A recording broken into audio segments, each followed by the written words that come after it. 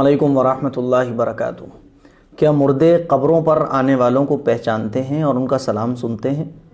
جب ہم لوگ اپنے کسی عزیز رشتہ دار دوست کی قبر پر جاتے ہیں تو کیا مردہ ہمیں پہچان لیتا ہے؟ اور ہم جب قبرستان میں جاتے وقت سلام کرتے ہیں تو کیا مردہ سلام کو سنتا ہے؟ یہ وہ سارے سوالات ہیں جس کے جوابات میں آج آپ کو اس کلپ میں دینے جا رہا ہوں۔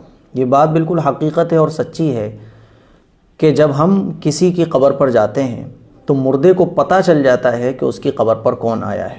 اگر مردے کا رشتہ دار، دوست، عزیز، اقارب کوئی بھی جس کا مردے کے ساتھ دنیا میں کوئی تعلق تھا، یعنی جن لوگوں کو مردہ زندگی میں پہچانتا تھا، جن کے ساتھ تعلق تھا، جب کوئی اس کا جان پہچان کا اس کی قبر پر آتا ہے تو مردے کو پتہ چل جاتا ہے کہ اس کی قبر پر کون آیا ہے۔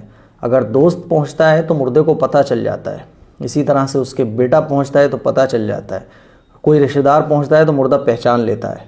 تو کوئی بھی ایسا شخص جس کا مردے کے ساتھ دنیا میں تعلق تھا تو مردہ اپنے جان پہچان کے لوگوں کو پہچان لیتا ہے، اور جب ہم قبرستان میں جاتے وقت سلام کرتے ہیں تو مردہ اس سلام کو بھی سنتا ہے اور اس کا جواب بھی دیتا ہے۔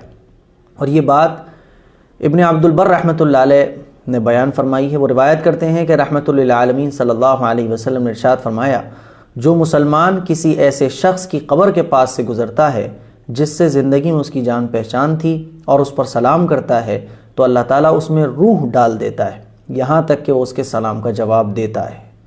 تو معلوم ہوا کہ مردہ قبر پر آنے والوں کو پہچانتا ہے اور اس کے سلام کو بھی سنتا ہے۔ اسی طرح سے بخاری اور مسلم میں یہ حدیث موجود ہے کہ رحمۃ للعالمین صلی اللہ علیہ وسلم کے حکم سے بدر کے مقتول کو ایک گڑھے میں دفن کر دیا گیا تھا۔ بدر کے جو مقتولین تھے ان کو ایک گڑھا کھود کر اس میں دفن کر دیا گیا تھا، ہے نا۔ تو حضور پاک صلی اللہ علیہ وسلم ایک مرتبہ اس گڑھے کے پاس سے گزرے تو اس کے قریب گئے اور حضور نے ان کے نام پکار کر فرمایا، کیا تم نے اپنے رب کے وعدے کو سچا پا لیا؟ میں نے تو سچا پا لیا۔ تو حضرت عمر رضی اللہ تعالیٰ عنہ حضور کے ساتھ تھے۔ حضرت عمر رضی اللہ تعالیٰ عنہ نے فرمایا کہ یا رسول اللہ، کیا آپ ان سے گفتگو فرما رہے ہیں جن کی لاشیں بھی سڑ چکی ہیں، جو ختم ہو چکے ہیں، جو مر چکے ہیں؟ تو حضور نے فرمایا، اس ذات کی قسم جس نے مجھے رسول بنا کر بھیجا ہے، میری بات تم بھی ان سے زیادہ نہیں سنتے، یعنی جس طرح تم سن رہے ہو ایسے ہی یہ سن رہے ہیں، کوئی فرق نہیں ہے، مگر یہ جواب نہیں دے سکتے۔